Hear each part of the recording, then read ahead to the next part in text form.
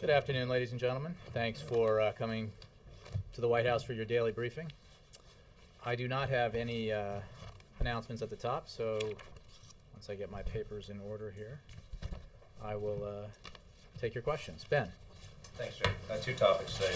We've heard a lot over the last day or so about how the United States is taking the long view of the war in Afghanistan and the need to stay focused on defeating al-Qaeda. But I'm wondering how you explain to the average American who has seen this war go on for 10 years and is ready for troops to come home. How do you explain it when the people that we're training turn their guns on us, or U.S. officers in a secure Afghan interior building are shot dead? How do you explain why it's working?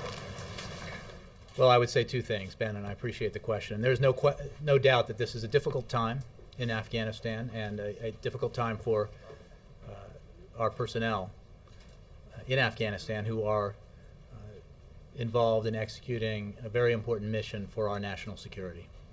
What the President did when he reviewed U.S. policy in Afghanistan was insist that we focus our attention on what our absolute goals in the country should be and prioritize them. And he made clear that the number one priority, the reason why U.S. troops are in Afghanistan in the first place, is to disrupt, dismantle, and ultimately defeat al-Qaeda.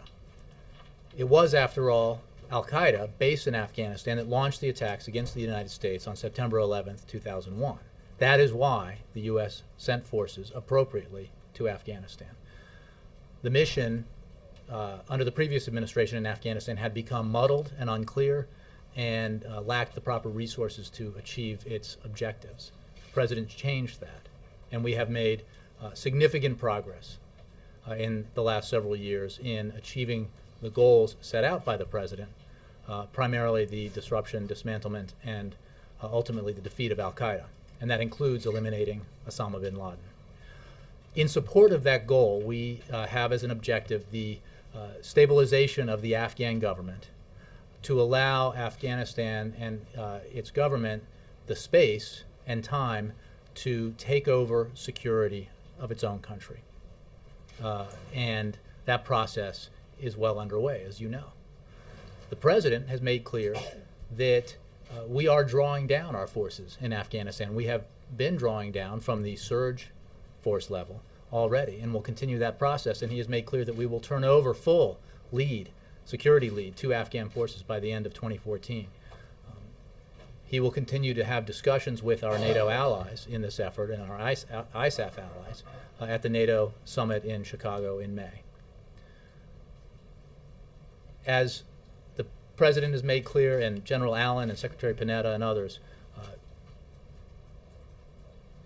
the mission is difficult. And in a phone call with General Allen this weekend, the President expressed his condolences to the General for the loss of the two officers that you mentioned in the Interior Ministry, and thanked General Allen for his efforts in protecting and making secure American personnel, both military and civilian, in Afghanistan. We can't forget what the mission is, though, and the fact that the need to disrupt, dismantle, and defeat al-Qaeda remains. The need to prevent Afghanistan from being a haven for al-Qaeda to launch attacks against the United States remains, and we will continue in that effort. So you just sort of recounted the case there of how the President redefined the mission, and now it's important to stick with it, to stay the course. But I'm wondering what you do about the attitudes of the American people who, on a case like more than one case, this last week, they say the people that we are going to war with, in some cases, are killing us. Why should we still support this war? How do you make that case, and do you worry that it's going to erode, the American public support will continue to erode in an election year? Well, the incidents that you refer to are tragic and horrific and indefensible, there's no question. But it is important to remember that 95 to 97% of the missions the U.S. forces embark on in Afghanistan, they do so with their Afghan partners. We're talking about thousands and thousands of operations that proceed successfully with Afghan partners without anything like this happening. These are isolated incidents, and which does not, of course, mean they're not terrible and are being investigated by both the Afghan government and ISAF. But the overall importance of defeating al-Qaeda remains. And that is why we need to see, to continue the focus on that, to continue the process of, in the implementation of the President's objectives, transferring security lead over to the Afghans so that American troops can come home. It's important to remember the President has already, through his strategy, laid out a process by which American troops will come home as we turn over security responsibility, security lead to Afghan forces. And as we do that, we will be unrelenting in our pursuit of al-Qaeda and unrelenting in our efforts to remove leaders of al-Qaeda from the battlefield. Last swipe at this, you mentioned that the troops are coming home, and that transition is going to happen through 2014, so obviously there's still a significant period of time between now and then.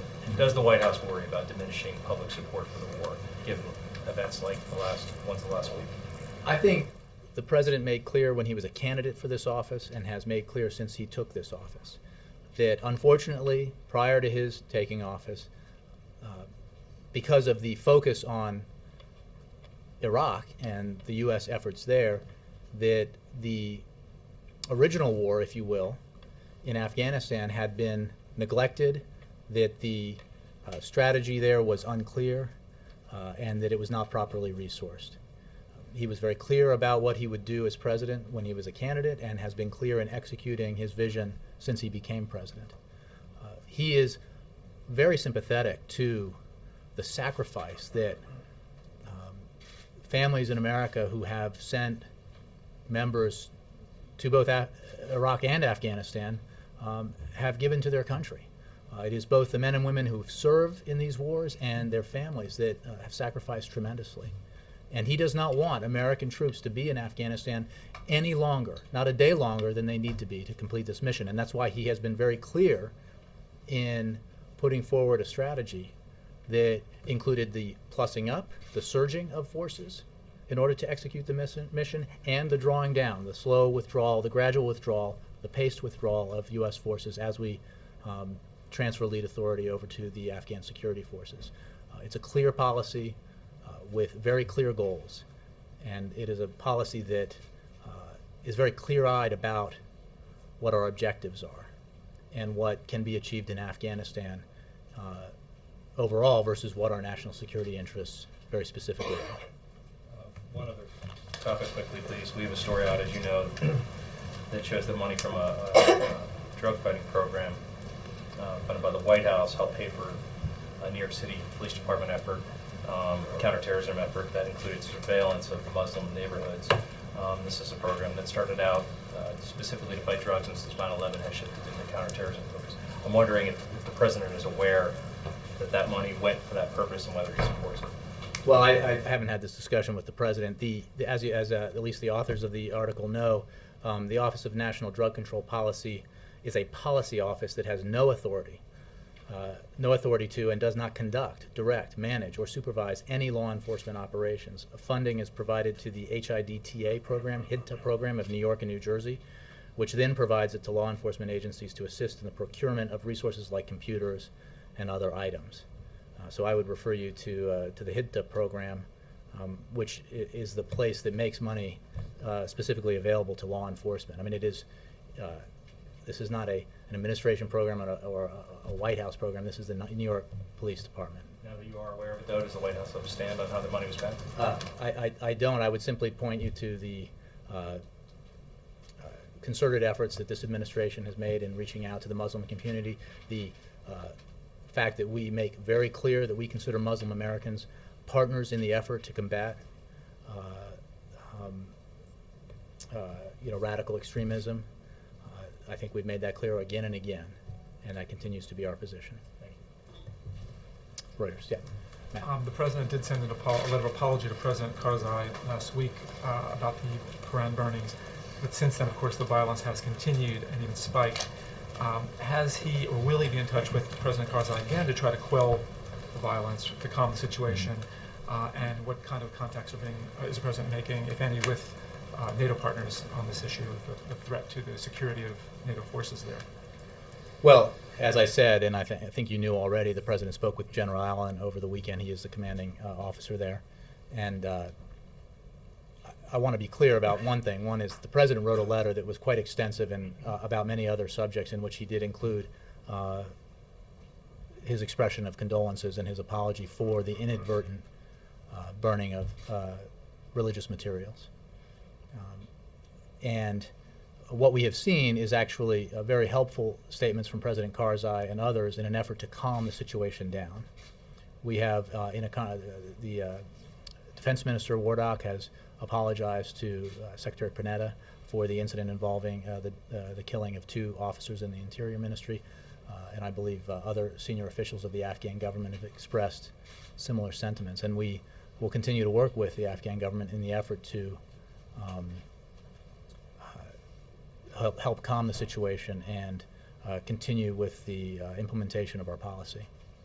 The Afghanistan troop drawdown strategy has a component that involves shifting security while at the same time mentoring, having U.S. troops mentoring Afghan troops, providing a kind of advise and assist type of procedure. Is there any deliberations now on changing that, on altering the way this strategy works, that transition, in view of the threat that NATO forces are facing alongside their Afghan counterparts? Well, I appreciate the question. I would point you to the comments of General Allen and the actions that he's taken to withdraw American servicemen and women from the ministries temporarily. And I would refer you to ISAF and to the Defense Department for specifics about implementation of the policy. But the policy remains one that is designed precisely to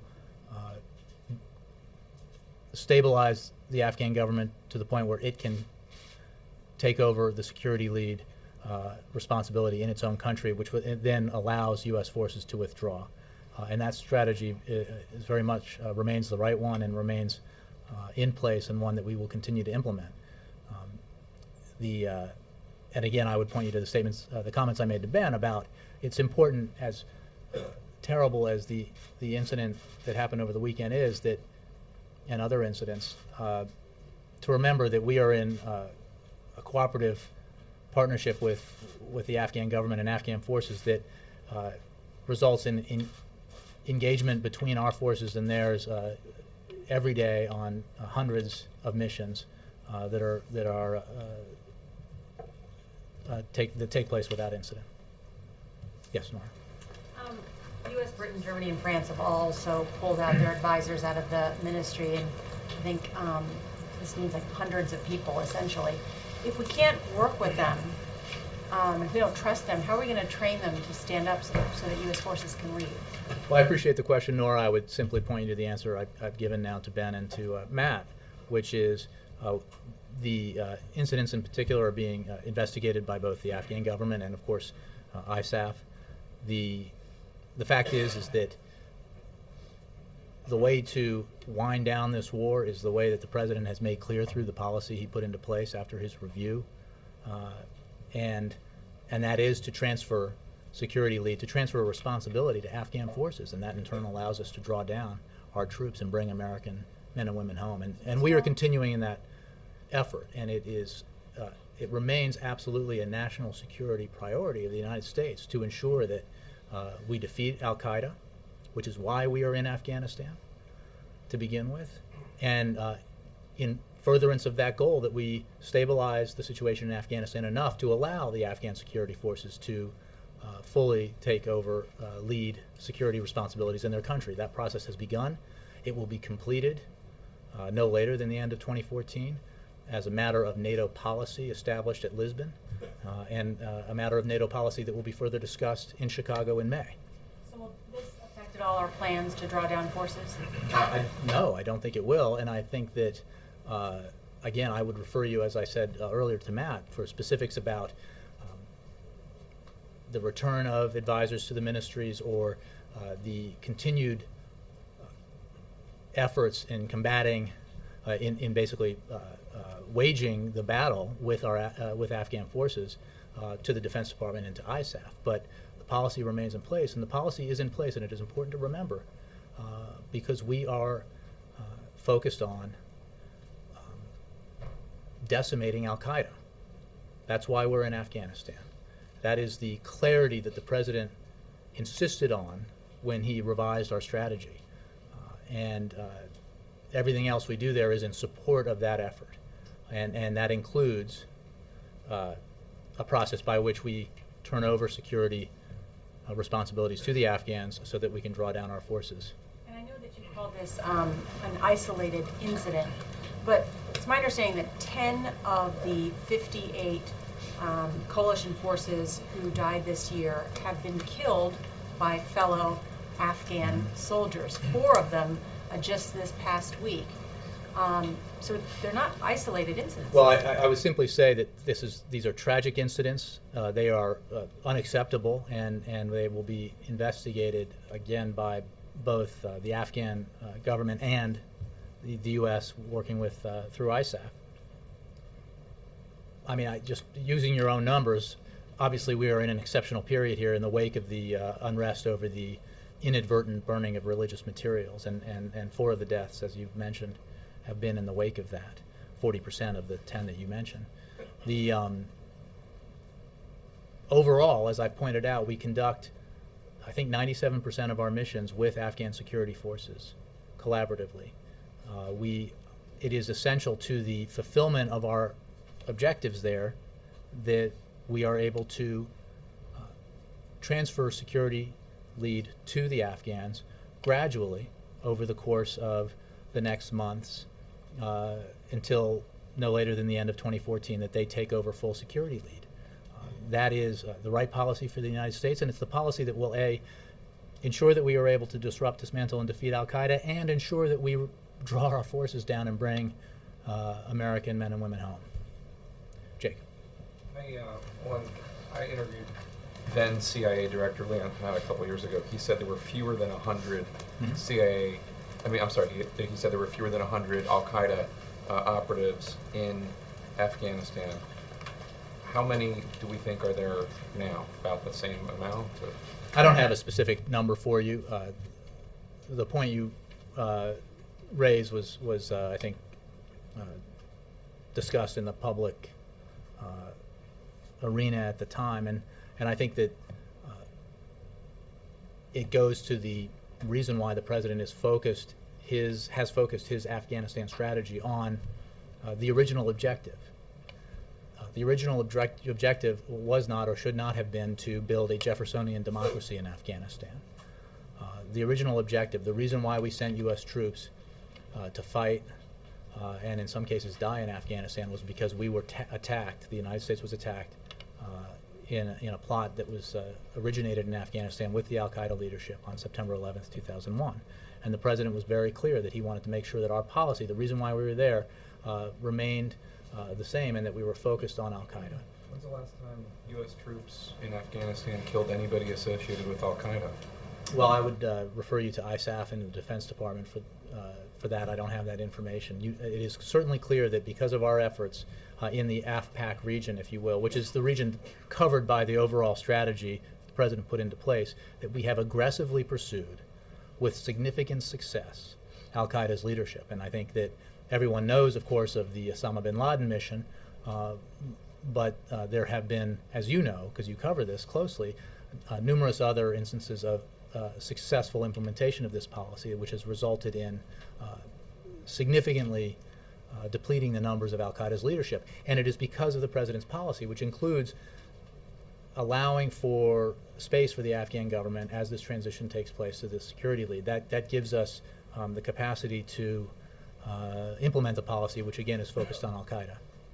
How much does the White House think that the incidents, the 4 U.S. service members who have been killed by ANA or Afghan security forces, how much does he think, and the protests that are going on throughout the country, how much does he think these are just because of the Quran burning incident, and how much does the White House think that was just the tipping point for an overall exhaustion and anger about things that have happened due to the American presence? Well, I think those are very important questions, and I haven't had that discussion with the president or members of his national security team, although I can say in general we are keenly aware of concerns expressed in the past by President Karzai and others about the way that we operate there, and the need to be sure that we operate in a way that enhances our cooperation and doesn't detract from it. And we work very carefully to try to do that. This is not an easy situation. You know, our objective is to defeat the entity that attacked us on September 11th, 2001, and they're part of how we do that is working with the Afghan government to help stabilize that situation in that country, to allow them to have the security infrastructure that they need so that they can prevent al-Qaeda from returning and plotting again against the United States and its allies. So, but this is an issue that obviously predates this most recent incident, and we work with President Karzai and the Afghan government to try to mitigate some of the tensions that understandably exist in a situation like this, but only insofar as they don't compromise our national security interests. One last question, Sure. if I could, Jay. I'm sorry. No I problem. actually went to Jalalabad Airfield last November, and it was interesting for me to learn that when it was set up as the headquarters for Regional Command East, it was actually safe enough in the area that troops could go to local markets and shop.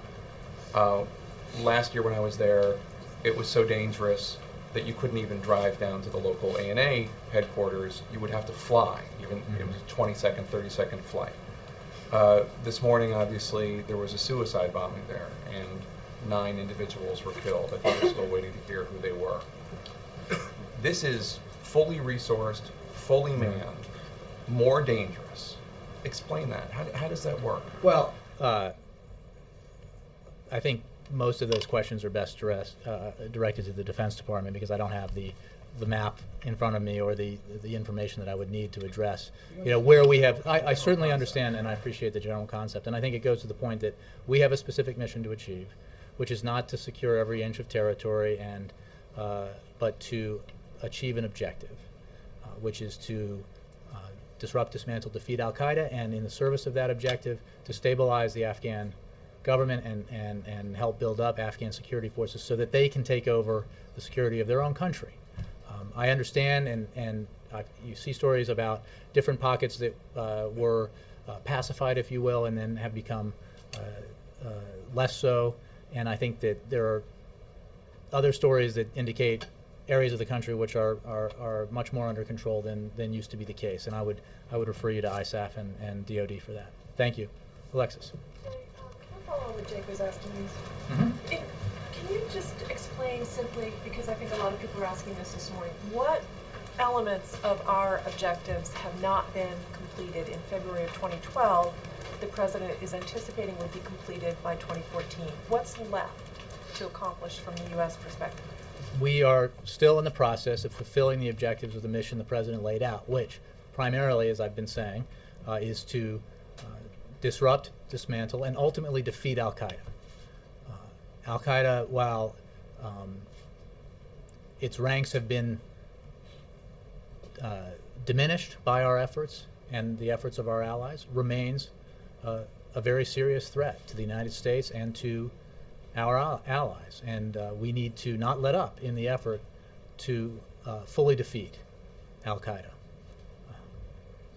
And that remains very important. In service of that effort, we need to create the time and space for the Afghan government and the Afghan security forces to be built up and trained so that they can take full security lead over the situation in their country. And that process, as outlined in Lisbon by NATO and made clear by the President of the United States, will be complete by the end of 2014. The meeting in Chicago in May of NATO will, I think, be focused a great deal on the implementation of that policy of making sure that we can turn over security lead by the end of 2014. It is a very focused and deliberate strategy that is being implemented and has met with some significant successes, especially as it relates to the fight against al-Qaeda. Does it remain flexible about maybe revising that timetable if need be? Well, we had some questions, I think, in the last several weeks about about the implementation of a strategy which would have the security lead turned over to the Afghans by the end of 2014, and the pace of the drawdown. And the pace of that drawdown will obviously depend on discussions with our NATO allies and with commanders on the ground about how the mission is being implemented and how the drawdown should be implemented. So absolutely, the President will have these discussions, as I think Secretary Panetta has made clear, and he will have them, and Secretary Panetta and others will have them leading up to NATO in May in Chicago, and then at the highest level, those discussions will be held in Chicago. Yes, Jen. Switching topics, I want to ask you about Keystone. I saw your statement earlier praising construction on this portion of the pipeline. And I'm wondering why the White House is so supportive of a pipeline that goes from Oklahoma to the Gulf of Mexico, when the argument has been that this would feed new oil into the U.S. and lower gas prices, when this portion of the pipeline, all it would do is ship excess oil out of the U.S. Well, I make a couple of points. One, it's a global oil market. Two, we made clear back in January in the President's statement that Cushing, the pipeline from Cushing to the Gulf could potentially be important precisely because there are bottlenecks in Cushing right now that prevent what is essentially a glut of domestically produced oil from getting to market, getting to refineries and getting to market. That glut exists in part because of the increase in oil production domestically in this country over the last 8 years. We are at an 8-year high, as you know. And it highlights a little-known fact. Certainly you wouldn't hear it from some of our critics, that we approve, pipelines are approved and built in this country all the time. And this one is important because of the reasons I just mentioned, the bottleneck that exists, the glut of oil that exists, and we need to get that oil to the state-of-the-art refineries in the Gulf and get it to market. And that's an important process, and we'll make sure that any federal permitting that is involved in the Cushing pipeline will be acted on very quickly. Will there be an environmental review at this leg? Everything will be done by the book and by the as it always is. Again, it's important because a lot of these issues get confused in the political debate. The reason why Keystone XL required the review that it did is because that pipeline crossed an international boundary, and the State Department, by tradition and rule, reviews those requests for permits, and was in the process of doing just that when the Republicans forced us to deny it, because they tried to compel the administration to grant a permit to a pipeline, the route for which didn't even exist, which was obviously not the right thing to do. And as I think the statement also went on to say that TransCanada indicated that it would had plans to anyway to resubmit a new proposal, a new pipeline route, and that will certainly be reviewed by the book without prejudice, because the decision the President made earlier had nothing to do with the merits of a pipeline proposal. It was simply that because of the decision by Republicans to play politics with this, forced the administration to deny the permit request because there wasn't even a pipeline route identified. Mara, and then You said earlier that the goal of getting the security lead transferred to the Afghan government will be completed by 2014. Are these incidents considered a setback to that goal, or do you think that everything is still on track? It's hard to characterize it that way. They are these are individuals whose lives were lost, and they need to be looked at not as, at least in the first instance, not as how they affect the overall mission, because to say that the mission continues regardless in some ways might diminish the tragedy that the loss represents, and I wouldn't want to do that. What I've made clear, and what General Allen and Secretary Panetta and others have made clear, is that the mission remains vital and remains, the implementation of the mission remains, continues to this day and to this moment, and because we need to defeat Al-Qaeda, we need to complete the mission, and part of the mission is creating the situation that allows for the transfer of security lead to the Afghans so that we can bring American forces home.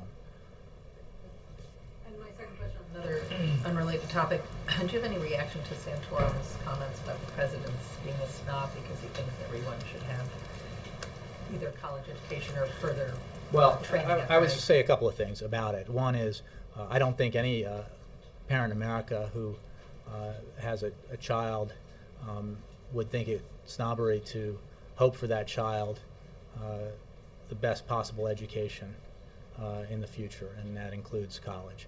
As you know, the president has always made clear that he believes higher education is important for everyone, and that includes, if not a 4-year degree, bachelor's of arts degree, then a 2-year degree from a community college or vocational training through a community college. In fact, he is very aggressively, his administration has, and he in particular has, promoted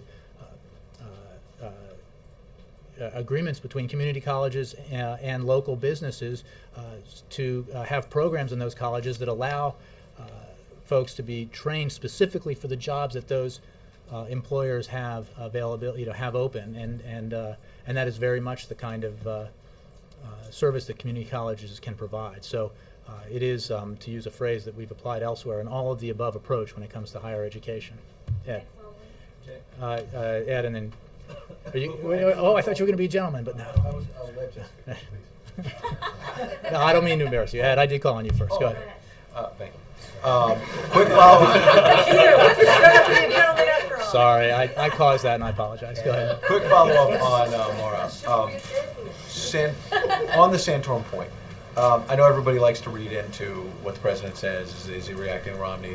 So just to be clear, when he was talking to the governors a short time ago and saying, I want to clarify that I'm not saying everyone has to go for 4 years. There's different ways to do it, as you just said. Was the president in general reacting to Santorum, or was that already just something he was going to say? Well, I don't know. I think he was making clear what his position is, as he made clear fairly recently at an official event where he talked about the need for community colleges to link up with local businesses to provide these kinds of this kind of training service. So I think it's a general point he wanted to make. I don't know if it was. I don't think it was specific to that statement. On Afghanistan, since you've repeatedly said that the mission is very clear and that it's to decimate, dismantle, disrupt al-Qaeda, there are already some of the president's campaign surrogates who go on TV all the time saying he's already dismantled al-Qaeda, including killing bin Laden, as a key point to voters that he's done a good job. I think what we say, to be fair, is that, as I've just said here today, that al-Qaeda's leadership has been greatly diminished. Its leadership has been decimated, but it has not been defeated or eliminated. So we would not, no one associated with the president, either here in the administration or on the campaign, would suggest that al-Qaeda has been finally defeated, because it has not. Okay, but my question is, you're using that it still needs to be defeated as a reason to stay and finish the job. This morning, Senator Durbin, a Democrat who's very supportive of the president, was on MSNBC saying basically that you've already succeeded a lot on that front with al-Qaeda. And his quote was, quote, the sooner the better to get out. He said, quote, do it more quickly. So what do you say to your fellow Democrats who are saying you've largely dismantled al-Qaeda? Maybe you haven't fully defeated them, but you've largely dismantled them. Why stay? Well, I would simply say that there is an agreement, I think, with the folks you mentioned, but broadly the American people, that we should not stay in Afghanistan one day longer than is necessary. The president has a policy, not a slogan, not a political opinion, but a policy in place, a strategy in place that ensures we will do just that. And it ensures that we will transfer security lead over to the Afghan security forces by the end of 2014, no later than the end of 2014. He is in regular discussions with his counterparts in ISAF at NATO, and will have this discussion at the highest levels in Chicago in May, as his defense secretary has those discussions regularly with his counterparts. We have had success in the fight against al-Qaeda, in removing al-Qaeda leaders from the battlefield, but we cannot let up, and we won't let up. And one of the reasons why the policy that the strategy the president has put into place is so important is because it allows for a situation where we can continue the fight against al-Qaeda even as we transfer security responsibilities over to the Afghan security forces, because that is absolutely in the United States' national security interests. It is in the interests of our allies, and we'll continue to take that fight to al-Qaeda. Yes, sorry. Can't believe Ed wouldn't. Yeah. No, Ed is always a gentleman, He is. may I say for the record. Always? Yeah, when somebody In gets my fact checked. experience. Question.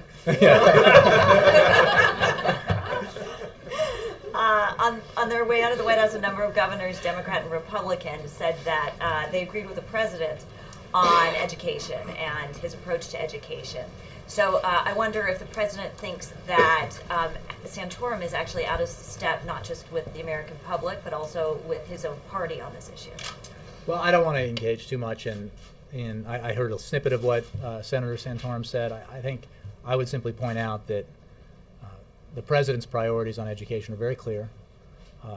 As regards the specific issue that I understand Senator Santorum raised, I mean, the president is focused not just on making sure that higher education is not a luxury, but that it is available for everyone. And that includes not just four-year bachelor's degrees, but two-year degrees and the kind of specialized vocational training that community colleges can provide that is so important to local employers. We have visited programs, I have with the president, where there is a great symbiotic relationship between local community colleges and local employers, where they can basically design a course that local folks who may be unemployed but have a certain set of skills, design the course that they can take that will allow them to step into high-paying jobs in the community. And that's a very important connection that the president has worked hard with Secretary Duncan and others to establish. On another topic, the president's signature domestic policy accomplishment, healthcare reform. The USA Today had some findings that were probably troublesome for the president. A vast majority of the American public, what their poll showed, finds healthcare reform is, in their view, probably unconstitutional, and a plurality thinks that it's unlikely to make things worse or make no difference.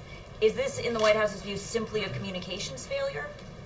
Look, I think that to go back to a period that most of you covered and all of you probably remember, that during the debate over health care reform, tens of millions, hundreds of millions of dollars were spent trying to defeat it and sort of undercutting the essential nature of what was being accomplished here, what the president was trying to accomplish. One, healthcare reform, as I need not remind you now, that passed is built on what was once considered a very conservative idea. In fact, it has its origins in the conservative think tank called the Heritage Foundation. It has its practical implementational origins in the state of Massachusetts.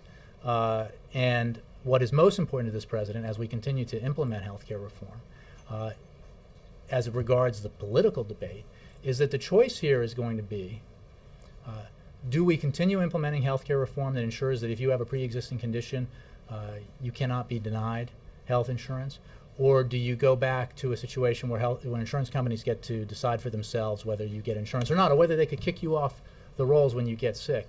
Do we accept an approach that the president's opponents might adopt, or at least they have so far, that we should eliminate healthcare reform and thereby kick, I think it's 2.6 million young adults off the insurance coverage that they've gotten because of healthcare reform, even as it's in the process of being implemented, or the millions of seniors who have saved hundreds of dollars on their prescription drugs because of the implementation of healthcare reform?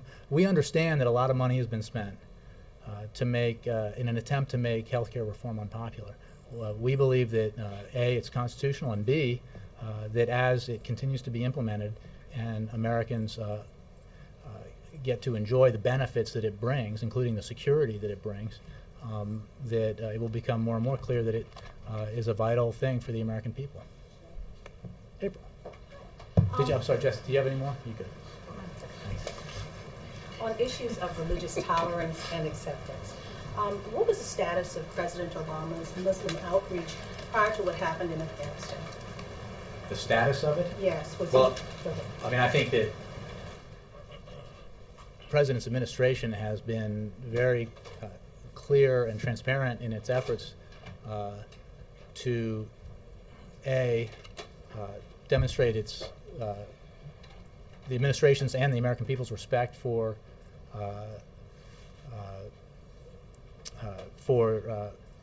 the religious beliefs of American Muslims and Muslims abroad, and as regards the question I had earlier in terms of American Muslims, to make it clear that we believe that the partnership with Muslims is vital in the effort to combat domestic radicalization. So that's the approach this administration has taken. That's the approach the President has taken from the beginning. Were there any plans recently, prior to what happened in Afghanistan, that the President was supposed to go somewhere around the world and speak, as he's done in the past, on Muslim outreach? None that I am aware of, no. Okay, and lastly, with this happening, and we've seen things happen in the prior administration, is there a thought in the Pentagon and here at the White House that there may need to be some kind of permanent cultural, religious tolerance, acceptance kind of class for military personnel, because many don't know if they're going to be rotated out to Afghanistan or to another country? Do you think that's something? Well, I don't really have a specific response to that. I know, and I would point you to General Allen's comments in this regards, that being sensitive on this issue is obviously important to our efforts in that part of the world. General Allen has made clear that already they're in the wake of the incident, the inadvertent mishandling of religious documents and religious texts in Afghanistan, that further training is being implemented. And again, this is because of the respect that we have for the religious beliefs of Afghans, and also because it is in our interest. It is in the interest of the security of our personnel to make sure that that sensitivity exists and that it is widely shared. What kind of punishments will be put in place now for military personnel? I would refer you to the Defense Department. Can we follow on that on the Taliban? Let me get to some others, but April, I would refer you to the. I mean, I don't. Yeah. Jay, as you know, there's a tragedy unfolding this morning in Ohio. There were some really tense, sort of uncertain moments this morning. Was the president being briefed about this situation, and does he have a reaction? I'm sure he is aware of it. It is obviously something that is tragic. You're talking about the shootings, and our, the president's thoughts and prayers and ours in general go out to the families of the victims. For specifics about what's happening there, I would refer you to local law enforcement.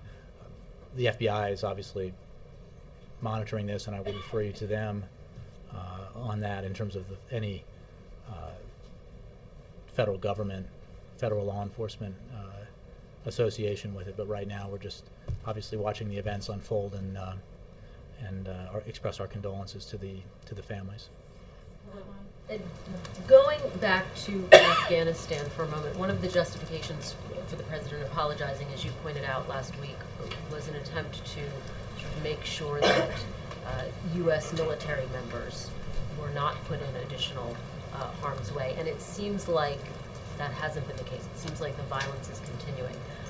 So is there any regret or concern about that it seems like this violence continues despite the apology?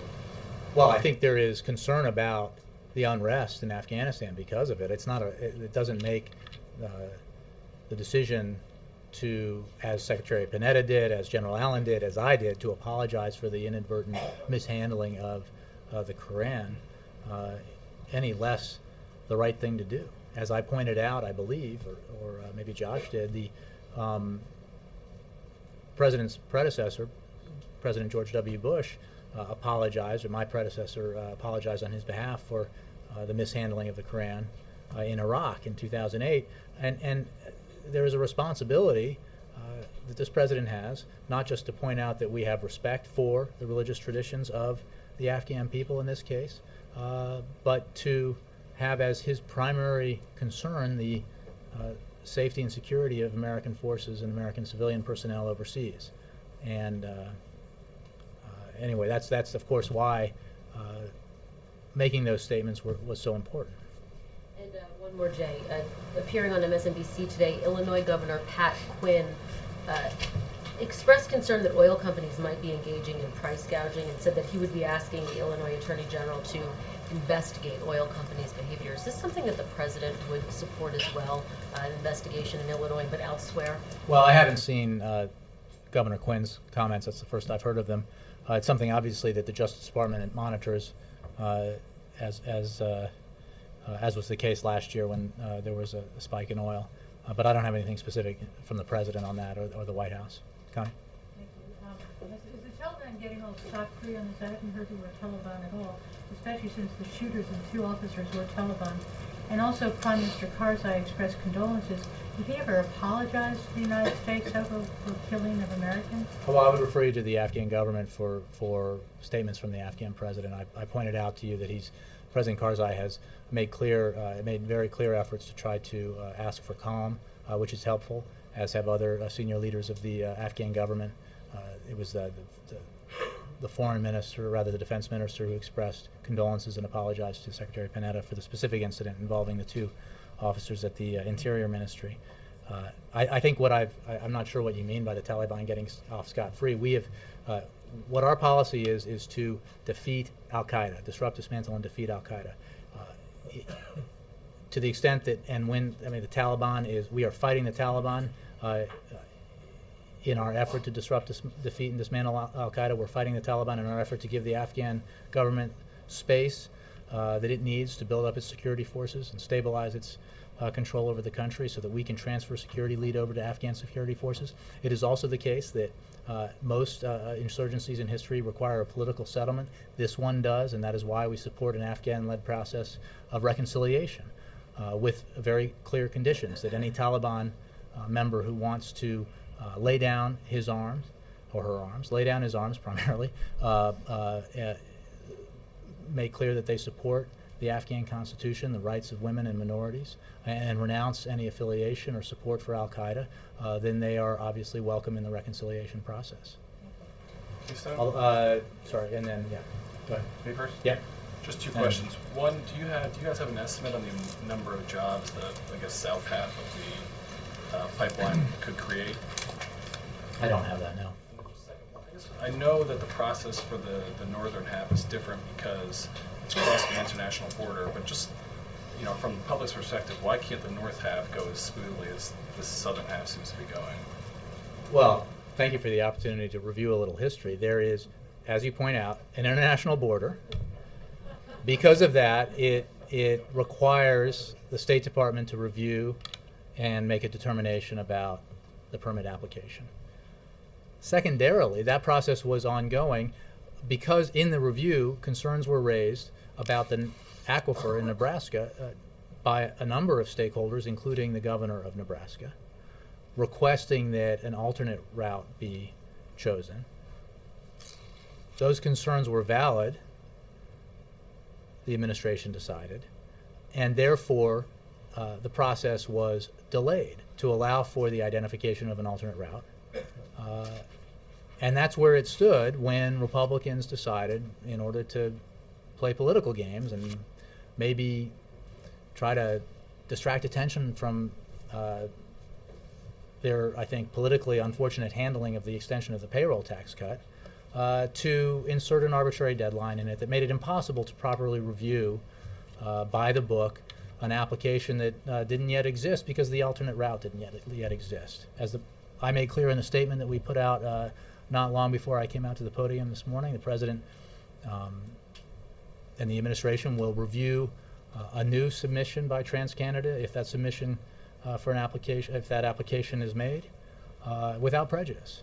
And we simply hope that that the process that review would demand would be allowed to take place without, more political gamesmanship by Republicans. Will that also get an expedited review like the southern half is? It will be done absolutely by the book, and as it should be, if it's submitted. Mark. Jay, did the administration signal TransCanada that it was all right to go ahead with the Oklahoma to the Gulf section of the pipeline? I don't have it here, but the president, the president's statement back in January, we made clear that this was certainly something that potentially could go forward if it meets all the, if it clears all the hurdles that need to be cleared. Now, this is a distinct thing. It's a domestic pipeline, and most of the authority involved here is local and state. There is a role for the Department of Transportation, as I understand it, and the Army Corps of Engineers, but most of the permitting here is, because it does not cross an international border, is done by local and state governments. And so you're not surprised that TransCanada is going ahead with that now? Well, I don't know that, I wouldn't know how to characterize a reaction. You saw the statement I put out welcoming it, because there is an issue with a glut, essentially, of domestically produced oil that's held up in Cushing because of a lack of capacity to move it down to the Gulf where our best refineries are, state-of-the-art refineries. And so this is building this pipeline is very useful to getting that oil to market. One more, yeah. Oh, wait, no, I'm sorry. Yes, go ahead. I've got a couple for you, actually. One is looking ahead to the dinner with the Iraq War veterans. There's a group that's asking the president to call for a national day of action to help veterans, jobs, clearing houses, and the like, coast to coast. Where do we stand on that? The White House had sort of tamped down the possibility of doing that because of soldiers who fought in Iraq now serving in Afghanistan. Where are we that's on a little different from, I think, the discussion about a national day of action. I mean, this administration is absolutely committed, and you've heard this president talk about it. First Lady and Dr. Biden are specifically focused on the effort to connect returning veterans to employment, and we've worked very hard through, and then through the Joining Forces effort to do just that. I think the issue, and I would refer you to the Defense Department on that, was how to celebrate the end of the Iraq War, given that obviously there are ongoing military efforts in Afghanistan. Following up on Ben's earlier question, I'm not sure I understood. Are you saying that the NYPD surveillance program was compatible or incompatible with the White House's view that Muslims are partners in counterterrorism? I was saying, I was making clear our administration's point of view. What I'm also making clear is that despite total contradiction to the story as it was written, this is a program where funds are made available to a local entity that then oversees its disbursement to the New York Police Department, and I would certainly refer questions about how those funds are used to the New York Police Department. Thank you very much.